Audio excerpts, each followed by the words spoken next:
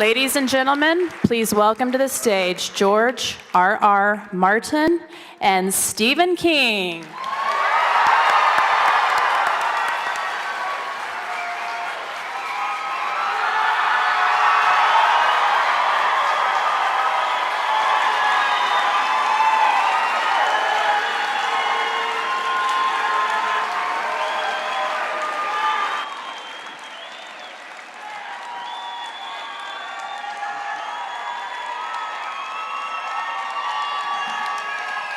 Thank you. It's all downhill. It's all downhill from here. My, there are a lot of them. Yeah. Well, good to see you all. And Steve, welcome to the land of enchantment. Thank you. Have you been here before? Do you know New Mexico? Yeah, I've been to New Mexico before, but probably I wasn't entirely straight at the time, and this time I am, so there's a big difference. Yeah, I've been to Taos, so listen, you know, this guy's a native son, and he's terrific, okay? And before we do anything else, I have to tell you that that I had not read any of the Game of Thrones books. This goes back about, I'm going to say about 6 years, and I had kind of a thing where I said to myself, you know, probably don't want to read these things because, you know, I tried to read Robert Jordan and I couldn't read any of those books, and so I thought probably these are just terrible. So, you know, I didn't have any real urge to go into them. My wife had them all, but my wife and I don't talk that much about books. We talk about everything else. So here's what happened. I was down in Florida. I don't want to go there, but we turned 65 and it's the law. So we're down in Florida, and I drove down, and we were having dinner with some friends when we were down there, and I started to have what I thought was a cramp underneath the left knee, and by the time that we got back to our house, I could barely walk, and I just had to kind of pull myself up the stairs. And pretty soon it was all down my leg and up to my hip and everything, which scared the shit out of me because I'd had an accident before where some guy hit me with a van, and that was on the right side, and this leg is not as strong. So I went to the doctor, and the doctor said, well, you're getting on in years. You have sciatica. And I said, how long is this going to last? And he said, it will go away when it goes away. And sciatica is this weird thing. Usually if you have a back problem, it's in your back. But this was in the leg, and somehow it's worse when you lie down. So I couldn't really sleep, and I had a book that I was supposed to record. We were in the Sarasota area, and I had to go to Bradenton, and it hurt to drive. Everything hurt, and I couldn't sleep. So one night while I'm awake, I'm saying to myself, well, I'll try one of these fucking George Martin books and see if this thing is any good. And it just carried me away. It just carried me away. The books, which are what books are supposed to do. And what I had not expected, the last thing I had expected from those books is what page turners they are, you know, and I just got lost. And so when I couldn't sleep at night, I read the books, and then when I had to go and record this thing, I had the audio versions, and I'd plug in the CDs in the car, and they saved my life, man, so thank you. Well, I'm glad, because you've written many terrific books since. It would have been a shame not to do that. Steve and I actually knew each other back in the old days, by which I mean the 70s and the early 80s. In those days, he used to go to science fiction and fantasy conventions, where we would run into each other at the World Fantasy Convention. We played poker together. We played poker together in a St. Louis convention, Archon. Nickel, dime, quarter. And I learned then a valuable lesson. You cannot bluff Steve out of a pot, even if you raise a whole quarter. He just called all my bluffs. But well, welcome back to New Mexico, It's great to be here. Great and to be here, yeah. you're here with the concluding book of the Mr. Mercedes trilogy. Right. Which, And you know, I got to say that I'm doing this with George now, and like last month, George did a conversation like this with my kid, Joe Hill. His name is actually Joseph Hillstrom King, but he didn't want to be. He didn't want to feel that he had made a success or whatever on my coattails, so he wrote under this pen name. And he's got a book that is currently on the New York Times bestseller list. It's called The Fireman. It's terrific. yeah, it's amazing, an amazing book, And at the Jean Cocteau Cinema in Santa Fe, we still have signed copies. Yeah.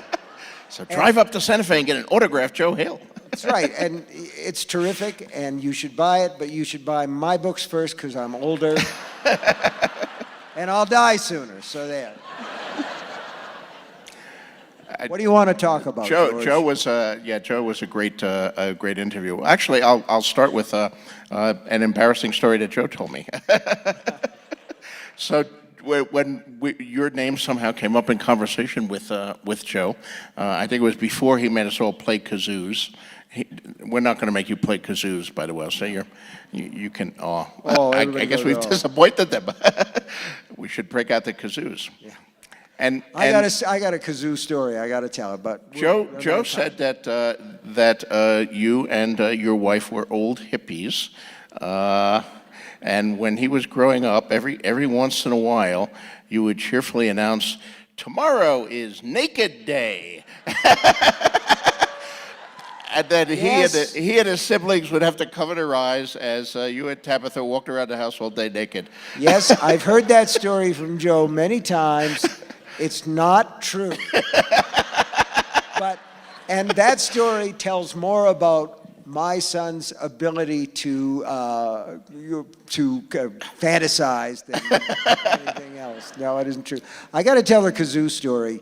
Joe handed out kazoos because he wanted to get people involved and do a sing-along or something like that. And I said, well, maybe you can get him to play kazoos because almost everybody can play kazoos. Now, I used to play guitar with a group called the Rock Bottom Remainders. It was a bunch of, All right.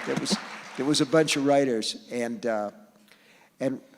we also had one part of this group that was called the Critics Chorus. They were rock and roll critics, and they were very literate.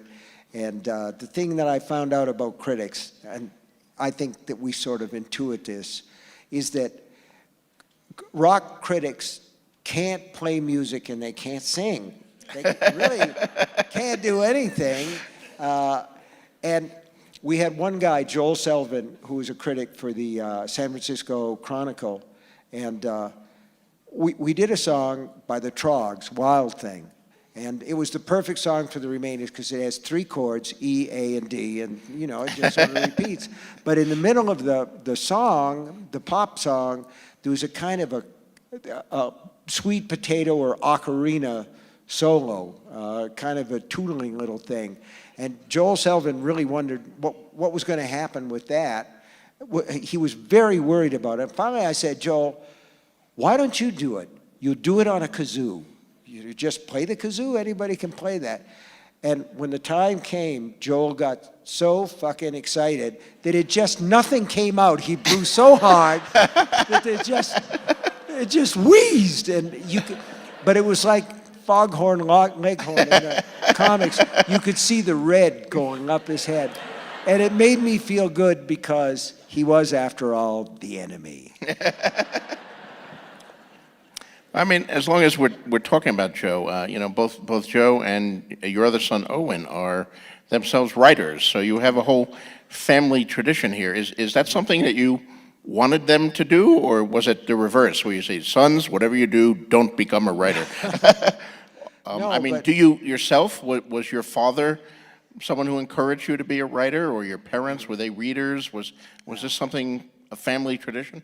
Well, I don't know. I think that there is a genetic, component to this, and it isn't just the boys. My wife has published 5, 6 novels, and including. I'll tell her you said that.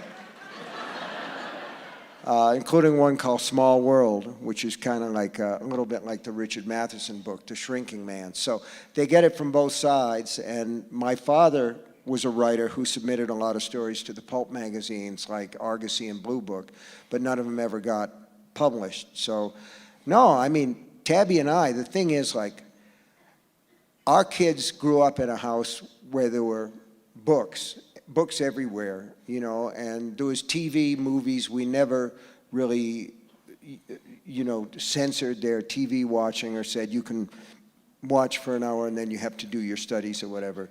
I think that the best way to teach kids isn't by laying down a lot of rules and that shit, but giving them an example and just, you know, and so the books were there. And the thing is, too, you know, going back to Joe again a little bit, was I think creativity is a mystery. We talked about this a little bit. And I think that you have a package inside you that at some point it's like live material and it starts to stir. You know, you get close to something. And for my son Joe, they used to drive us crazy. My wife called when Joe was 4 and our daughter Naomi was 6. My wife used to call the hours between 4 and 7 o'clock when they went to bed the hours God never should have made. Because they just fought constantly, and they'd fight over the TV or they'd fight over anything. And one day, just out of total desperation, I stopped at the drugstore and I got a G.I. Joe comic book. And I took him on my lap, and that was the end, man. That was the end of the fighting. That was the end of everything, because Joe just fell into that comic book world. And now he's got a comic series that he's written for years called Lock and Key. And he's been successful at that, too, so. It's interesting that your father was a writer who was trying to sell to the pulps but failed at it, and yet, did he encourage you to write even though he had failed at it? You know, my father was a longshoreman, and he certainly didn't. In fact, he said just the opposite. Son, you don't want to wind up on the docks unloading a ship. Do something else, but don't be a longshoreman. No, my father didn't encourage me to do anything because he split when I was 2. My brother David was 4. He said he was going out for cigarettes, and it must have been a rare brand because he's still looking, so far as I know. But yeah, so my mother raised us, and she was a reader herself, and she read to us, and she read comic books when we brought them home. She didn't like it, but she would. And I remember very vividly when I was about 7 years old, sitting out on the porch in this apartment where we lived in Stratford, Connecticut, and she read us Dr. Jekyll and Mr. Hyde. And I kind of, you know, that was another thing that sort of tripped my dials. But around that same time, we were living in apartments in Connecticut, and my mother was working. She worked in a laundry for a while, and she worked in a bakery for a while, and she was a housekeeper for a while. And we didn't have much because our dad left her with a lot of bills when he ran out. But my brother came running into the room one time. We were latchkey kids before there were latchkey kids. So we got home from school. My mother was working. We had the apartment to ourselves. And David said, "You got to come up to the attic. I found a whole bunch of our dad's stuff that our mother had, you know, stowed there." So we went up, and there were boxes and boxes of stuff. He was in the Merchant Marine, and there was stuff from overseas, and there were little, you know, Japanese dolls, and there were drink coasters from foreign places, ports of call, as they used to say. And there was a box of books, and they were paperbacks, and the one on the top was The Thing from the Tomb by H.P. Lovecraft. And when I saw that, I said, "That's really scary. This is what I want to do." So. Well, I think you've done it. How did it happen for you? When did you start to do it? Why? Why, George? Why? Tell us why. I started writing stories really young. I mean, and since I'm a pack rat, I still have most of them. I mean, I have one of those speckly black and white school notebooks filled with an encyclopedia of space, where I would draw a planet and then I would write, block printing, because I hadn't learned to write yet, so I must have been like 5 or 6 years old, the characteristics of this planet. And, the planets were like circles colored in with crayons. Mars was red and Venus was green and all that. But I had mixed up Mars and Venus with like Mongo and planets that I entirely invented, that I was making up my own planets to add to the solar system. These people don't remember Mongo. They don't remember Mongo? Ming, the Emperor. Ming the Merciless. Flash Gordon. Flash Gordon. Not to be confused with Dr. Flesh Zarkov. Gordon, an entirely different movie. And then I remember I used to buy these little aliens that they sold at the 5 and dime store for 15 cents each. Little plastic aliens, and I got the whole set of them and played with them and invented personalities for all of them. I decided they were a gang of space pirates, and the one with the big head was the chief, and the one who was holding a weird weapon was the torturer. I had to have a So torturer basically you're right saying from the first. you were crazy. Basically, yes. Yeah. I think it was partly, I mean, we didn't have much money. I lived in Bayonne, New Jersey, in the federal housing projects. My father went through long periods of unemployment before he finally got on as a longshoreman. We had no car. We lived on First Street. My school was on Fifth Street. That was my world. It was 5 blocks long. So books and comic books, which I also read vociferously, were my ticket to a wider world. I dreamed of, what the hell was on 8th Street? I had no idea, a whole different world with alien peoples. And on First Street, of course, Bayonne is a peninsula, so there's a Deepwater Channel called the Kilvan Col that separates Bayonne from Staten Island, New York. So I would see the lights of Staten Island from our windows in the dark, and that was, Shangri-La to me. And I invented all these stories to kind of explore the world. Yeah, I think that the same thing is true for me. I just started to fantasize at some point, and then I began to put the fantasies down on paper. And this is a wonderful job, but it's a strange job in that the stuff that I've written, there's one story called Survivor Type about a doctor who is muling heroin into the United States, and his ship sinks, and he is the only survivor, and he winds up on this rocky island where there's really nothing. And there are a couple of birds, and there's some water that gathers in cracks in the rocks, but he catches one of the gulls and eats it raw. And while he's chasing another one, he snaps his ankle, and after that he can't catch the birds anymore. But he does have all this heroin, and he is a doctor. And at that time, I was living in a little town in Maine, and we had a retired doctor who lived next door. So I went over to him and I said, Dr. Drews, how long could a man survive by cutting off pieces of himself and eating them? And he gave me this look like, well, like I was fucking crazy.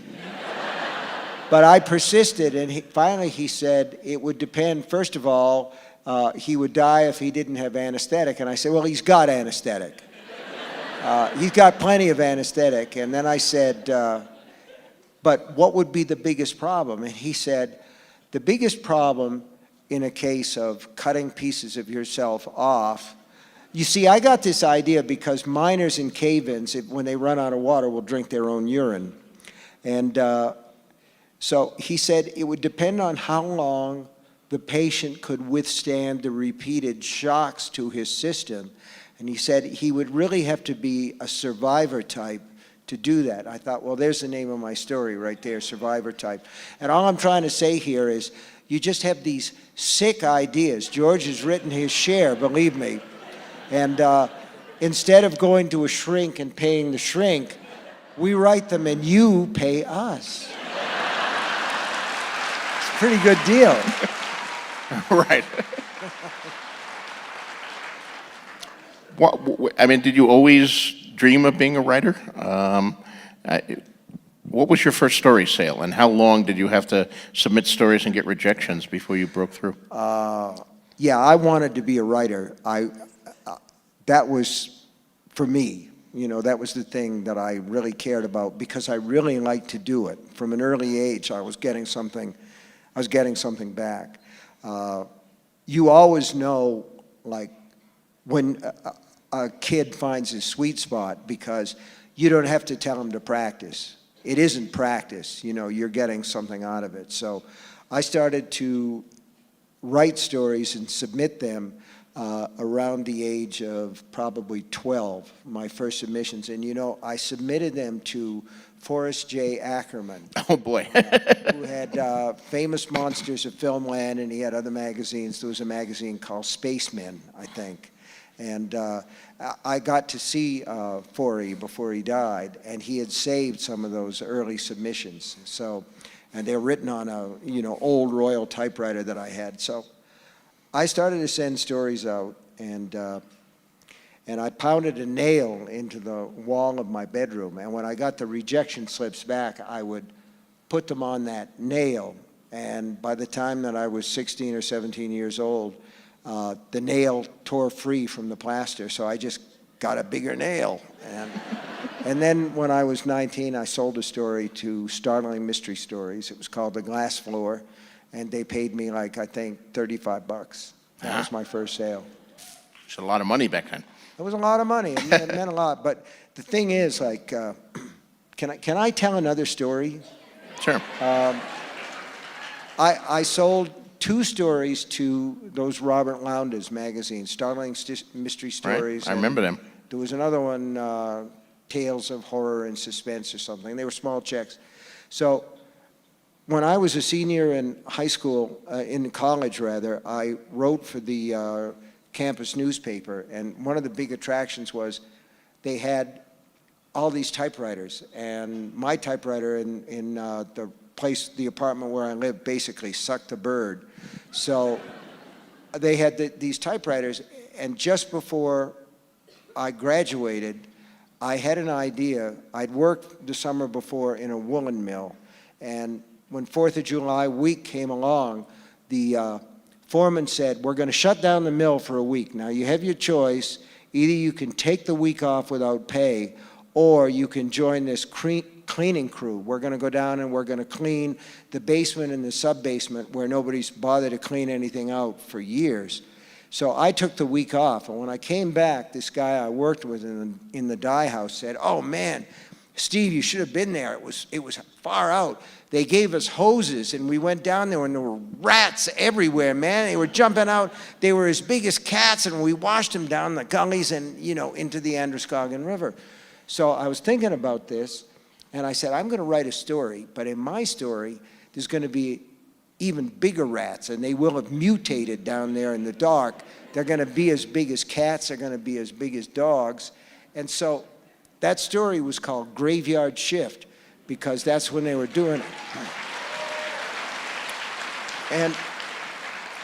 And so I was working on this story, and one of my friends came in, Mac came in, and he said, what are you doing, Steve? And I said, well, I'm writing a story about giant rats under a mill, and this cleaning crew is kind of besieged by these rats and driven backward.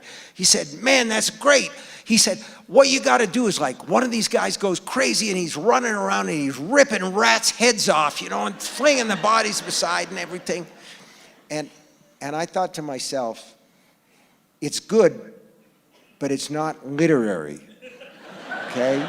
It doesn't have that sort of, like, feeling, that kind of, like, John Cheever, John Updike kind of feeling. So what I did instead of that was, because he was on the right track, he wasn't shooting high enough. So in my story, one of the guys is bitten by rats all over his legs, and he screams, and while his mouth is open to scream, a rat climbs into his mouth. And I just wanted to try and, do it as elegantly as possible. So you can feel the rat's fur on the roof of his mouth and the legs scrabbling at his chin and his throat as the rat grabs hold of the guy's tongue and rips it out of his mouth. And I sold that story for $200. Okay? Which is more than 35. Pardon me? Is more than 35. It was more than 35. You were moving up in the world. That was to Cavalier magazine, and I sold a bunch of others to those. I got married the next year, and we had a little girl, Naomi, and when she got the ear infections, my wife would say, "Hurry up, think of a monster."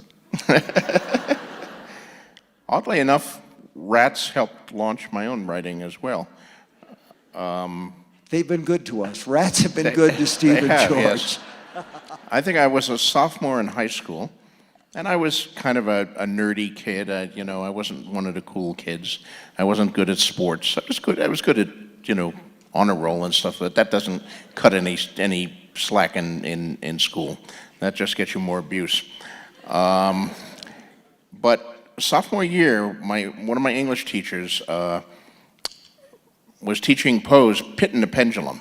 And he said, this story has a terrible ending. If you remember that story, the guy's in the pit, the pendulum's coming lower and lower, and then suddenly in the last paragraph, trumpets sound, and the pendulum pulls up, and he's saved. The Inquisition is in the hands of its enemies, is the last thing. And my English teacher said, this is a classic example of the Deus ex machina. So our assignment was to write a better ending for the pit and the pendulum. Oh, boy. So I wrote an ending where the rats came out and ate the guy, and they ate his cheeks, and they ate his toes, and they ate his face, and the pendulum cut him in half, and he died horribly, screaming in horrible pain. I thought it was a much better ending than the one that Edgar Allan Poe came up with. It has a certain uplift to it, I feel. It does. But what was the real boost for me is the teacher liked it too, and he had me read it to the class, and suddenly all these kids who'd never thought much of me thought I was the coolest kid in class, man. Wow, what a great story. The rats ate the guy. They loved it. And I said, well, I got to do more of this writing stuff. It's really pays off. Yeah. That's pretty much my experience with it too. And one of the things it's funny is we do this, we talk about these things, and you guys all laugh and applaud, but later on, when you get home and you're in the dark, it's not going to seem so funny then. I've always taken to heart some of the stuff you wrote in your first book about writing, Danse Macabre, which I was totally engrossed by. I thought it was an amazing book. Terrific, thanks. And you talked about how you strove to create terror in your stories. But when you couldn't create terror, which is very hard to create, you settled for horror. Mm-hmm. And when you couldn't create horror, you settled for gross out. Right. What I said was, I'm not proud. And, I took that to heart and adopted that kind of philosophy myself. And I can still see all that going on in your books. I think the rats in the mouth are probably the gross out, would you say? Yeah, I would say that's the gross out. And probably the survivor type story is a gross out too. But there are other things where I think it sort of depends on the story and what you want to put across in there. I did a book called Full Dark, No Stars. Thank you. Those are nasty stories in there, and one of the stories is called A Good Marriage, and I got sort of fascinated by Dennis Rader, who is called BTK, Bind, Torture, and Kill. And he had killed 8 or 9 women over a period of years. And when he was finally caught, his wife didn't know. She didn't know that she was married to this monster, this psychosexual, homicidal maniac.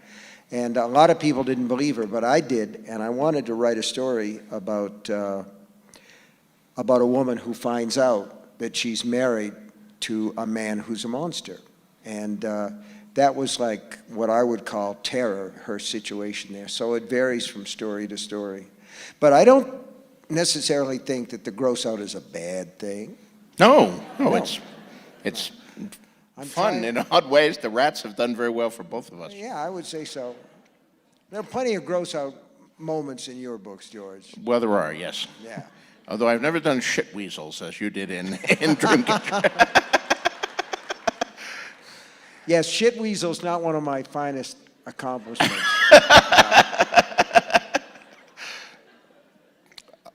I think actually, to my mind, the finest gross out movie moment was in a movie that I wrote called Creepshow, and E.G. Marshall was in the movie, and he played a guy. There was the last story in the Creepshow thing was called "They're Creeping Up on You," and this was a guy who was deadly afraid of bugs. And at the end of the movie, he sort of exploded, and there were thousands of cockroaches that came out of him. And Tom Savini did the special effects for that movie, and I had also, I'm not exactly unproud or humiliated. I played a character called Jordy Verrill in that movie. And to this day, fans come up to me and say meteor shit. Which I just did. So, but at the end of the Jordy Verrill story, Jordy, who is growing and becoming a weed at that point, blows his head off, what remains of his head, with a shotgun. And so I had to have a full head mold made of my head. And it's a very uncomfortable experience. They give you a straw that you can breathe through, and you have to sit there for about a half an hour while it hardens. So you think about like a CAT scan or an MRI, only spread all over your head. And it was a creepy experience. So E.G. Marshall comes in because he had to have one done too. And I thought to myself, I'm going to watch this because this guy's going to freak out when he gets this plaster all over his head with just the straw. But he was just as cool as a cucumber about it. And the thing is over his head, and he's got the straw out of his mouth. And we're in the makeup room, the special effects area, and E.G. Marshall raises his hand, and he goes like that. So Tom knew what he wanted, and he got a pad of paper, and he put a pencil in E.G. Marshall's hand, and he's all covered with plaster down to the neck.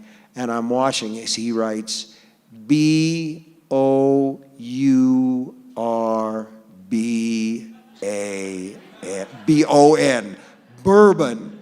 So they got some bourbon and they got an eyedropper and they put it down that straw. And he was just as happy as a pig in shit, so.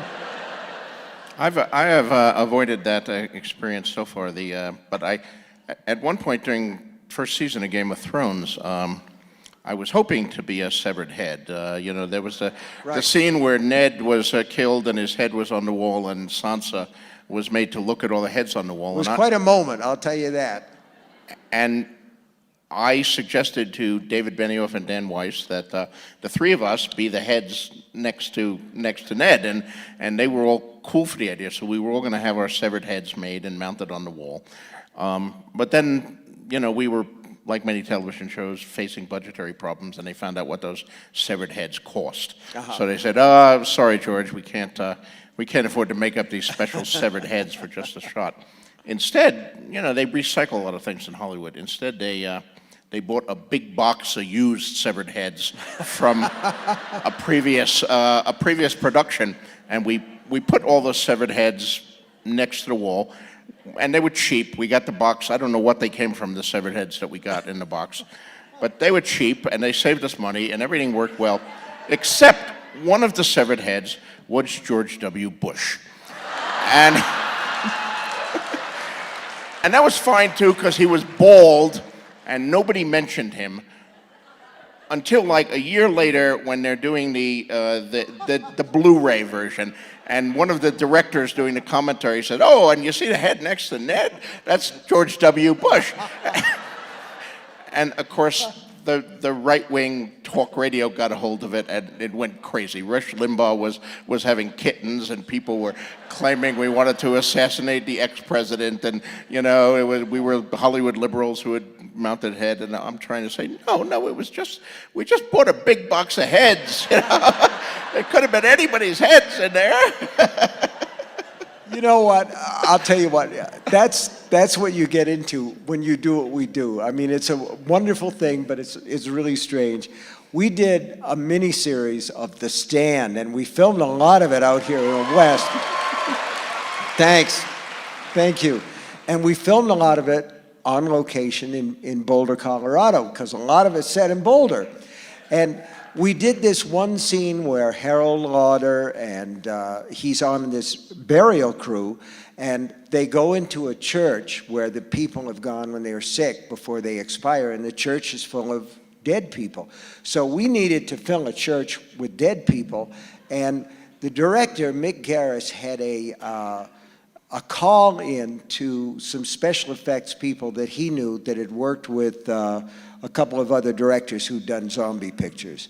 So the people in Boulder were treated to the sight of 2 pickup trucks full of dead bodies. They were coming to this church on the west side of Boulder, and they were all spongy, because that's basically what they are, and they're all kind of bouncing up and down, and it was very realistic. They really look like, dead bodies, which they're supposed to look like, because it's... So let's talk about something Moving a little right more along. serious for a moment here. Let's talk about a little bit about End of Watch and the Mercedes thing here. Your villain, and you guys haven't read it yet, but it's terrific. I think you'll like. I hope you've read the first 2. If you just picked up this book here, you have 2 more to read before it. That you have to read them in the right order because it's a trilogy, starting with Mr. Mercedes. There you go. Buy them all and give them to your friends. And Mr. Mercedes begins with Brady Hartsfield, your villain, who's a pretty villainous villain, driving his Mercedes through a crowd of job seekers who are lined up, poor people who are trying to get a job at a job fair. They've lined up and killing a whole bunch of them, crippling and injuring many more. A completely unmotivated act of random violence. And of course, all of us have this in mind these days in the light of just what happened in Orlando.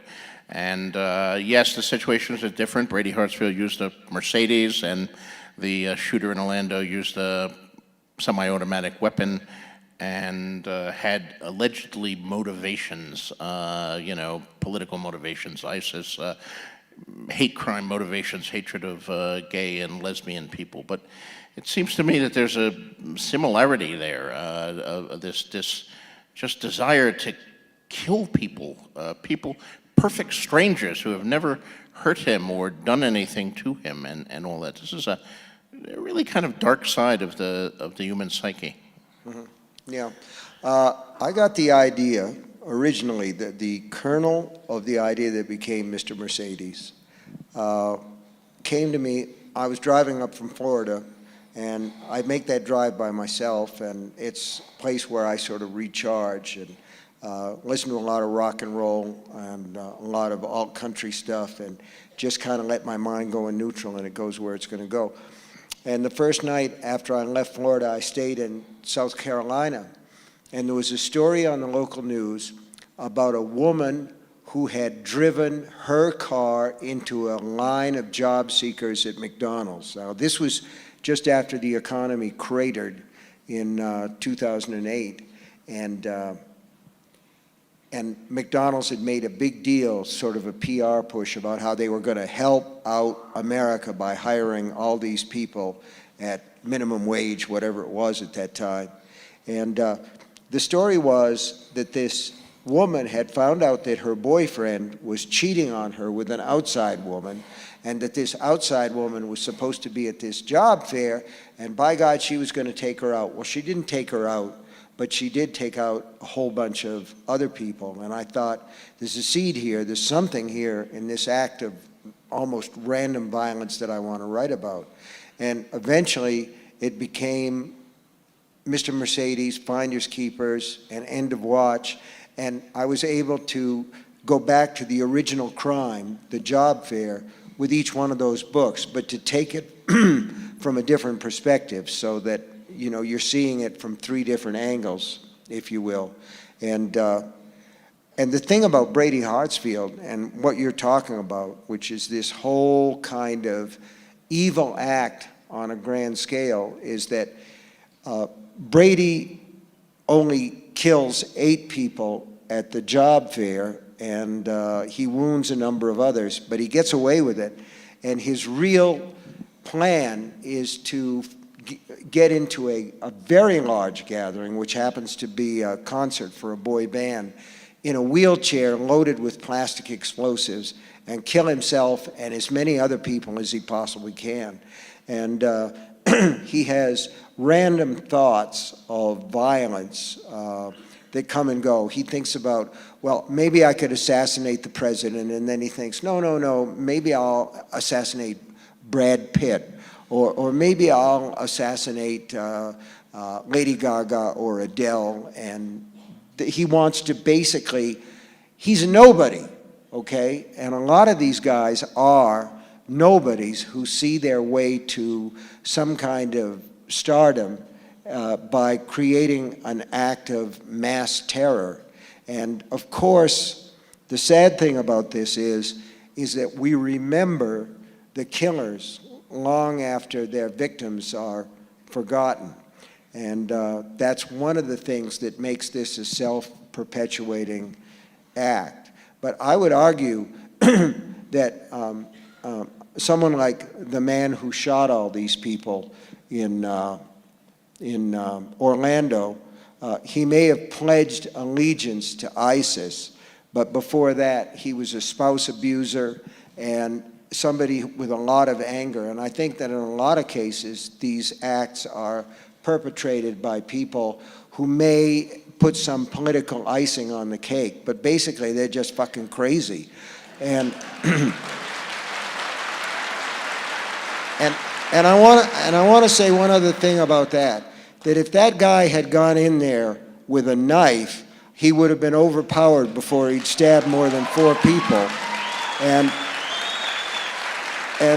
as long as you know, anybody who's got only 2 wheels on the road can walk into a store and buy a fucking killing machine, you know, like an AR-15 or something, this is just going to go on. I mean, it's really up to us.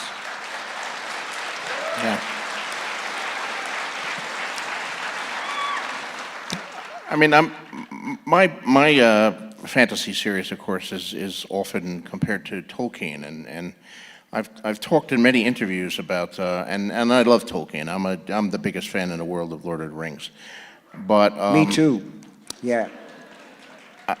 Tolkien's view of good and evil in that is you know, evil is externalized. It comes from Sauron or Morgoth before it, and there are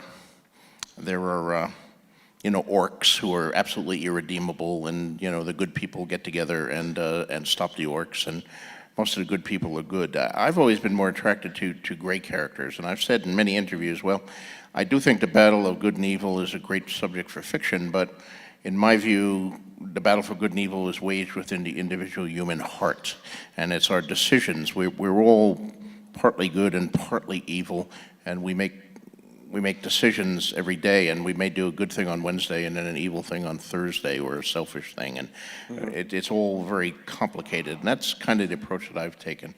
But I'm also a huge fan of Lovecraft, and I think you are too, from reading some of your books, and I see Lovecraftian influences in things like the end of revival. The vision of the afterlife there is a terrifying Lovecraftian moment of the short story. The name I'm forgetting about the standing stones that everyone who sees Right, them yeah. gets OCD. That's a very Lovecraftian It's an easy story. title to forget. It's just N. Really? Okay. Yeah. And yet, and The Mist. The Mist is another incredible story. Very Lovecraftian. This mist escapes, and who knows what the hell is in there, but it's really scary in there. It's going to be a TV series from Spike, too, and I think it might be interesting. Wow. But, even though I see the Lovecraftian things, when I look at your books, the real villains are the people. I mean, Carrie kills a lot of people in that high school, but she's not the villain. The villain is the mother and the other kids who torment her and do that. Misery. Annie Wilkes is what a horrifying creation, and one that both you and I live in constant terror of, and any successful writer. Right. And by the way, we were talking earlier in the green room there, and Steve asked if anyone ever showed up at my home, and people do occasionally show up at my home. But the creepiest thing that ever happened to me is one day there was a package in my mail, and I opened it, and it was just a paperback copy of Misery, with no letter, nothing, just some unknown fan. It was from your number one fan. I mean, Under the Dome, maybe you could say the aliens are the villains who've trapped it, but it's really the horrible, ordinary people under the dome who start doing these incredibly horrible things to each other.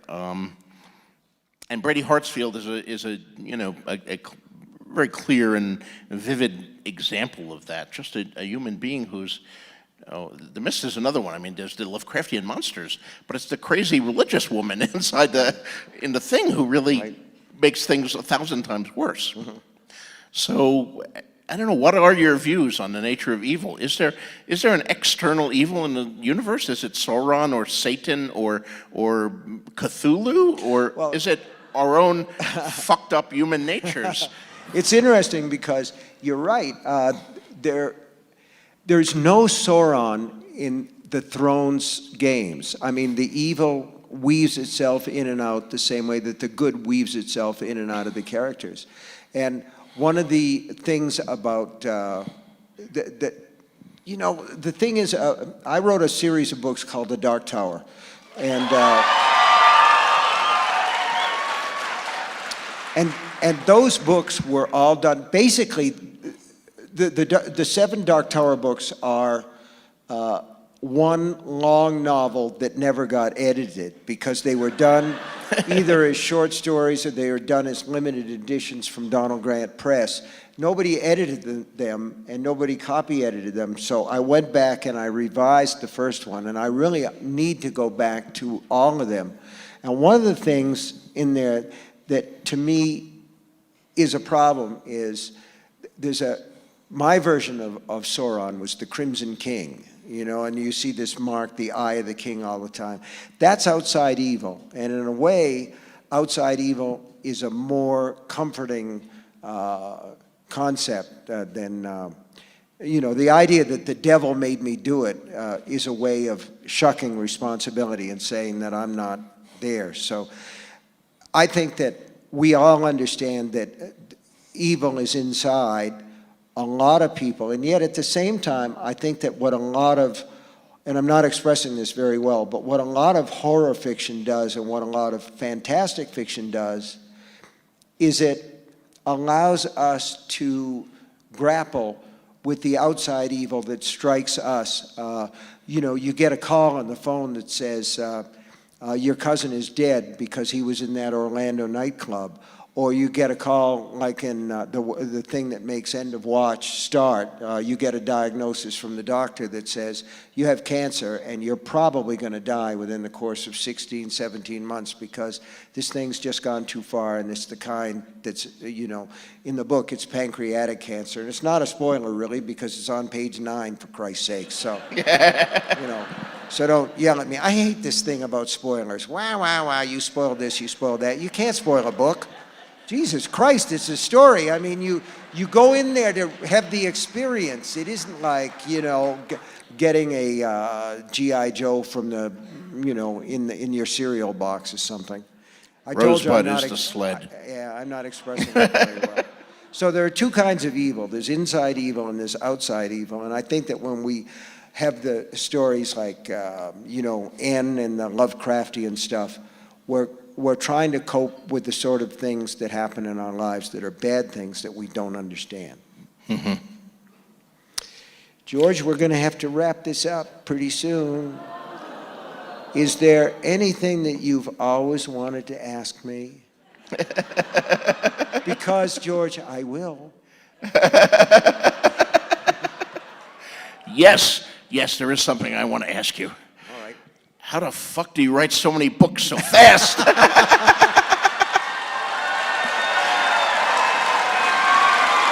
I think, I've had a really good 6 months. I've written 3 chapters, and you've finished 3 books in that time. Here's the thing, okay? There are books and there are books. The way that I work, I try to get out there and I try to get 6 pages a day. So with a book like End of Watch, and when I'm working, I work every day, 3-4 hours, and I try to get those 6 pages and I try to get them fairly clean. So if the manuscript is, let's say, 360 pages long, that's basically 2 months' work. It's concentrated, but but that's assuming that it goes well. And you do hit 6 pages a day? I usually do. You don't ever have a day where you sit down there and it's like constipation and you write a sentence and you hate the sentence and okay. you check your email and you wonder if you had any talent after all and maybe you should have been a plumber. Don't you have days like that? No, I mean, there's real life. I can be working away and something comes up, and you have to basically get up and you have to go to see the doctor, or you have to take somebody a care package, or you have to go to the post office, because whatever. But mostly I try to get the 6 pages in, although entropy tries to intervene. I did an event at Radio City Music Hall for charity with John Irving and Joe Rowling, and this was the time, J.K. Rowling, and this was at the time that she was finishing the 7th Harry Potter books.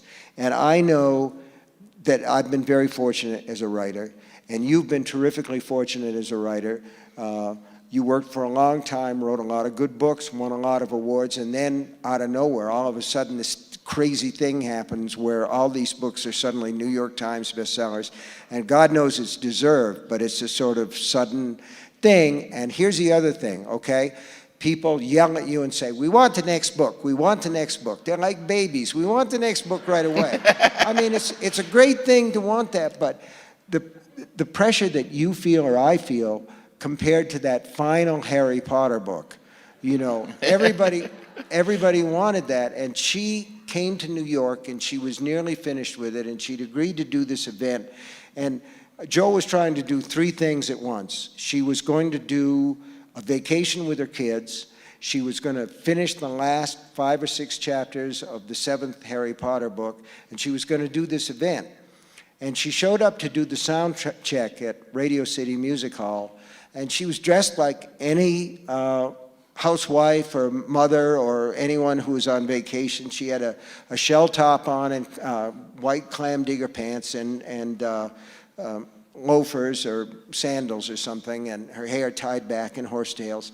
And we were trying to talk about what we were going to do and everything. And the Scholastic Press publicist is pulling her aside and talking to her. And Joe was very polite. But when she came back and talked to me, she was really, really angry. And what she said was, "They don't understand what we do they?" And I said, "How can they understand when we don't understand?" All too true. Yeah. But I do understand that our hour is up, sadly. We could go on for 8 more hours here. So I hope you come back to the Land of You guys have Enchantment been someday. great, and George has been great, and thank you so much. Thank you. Thank you. Thank you. Read more books.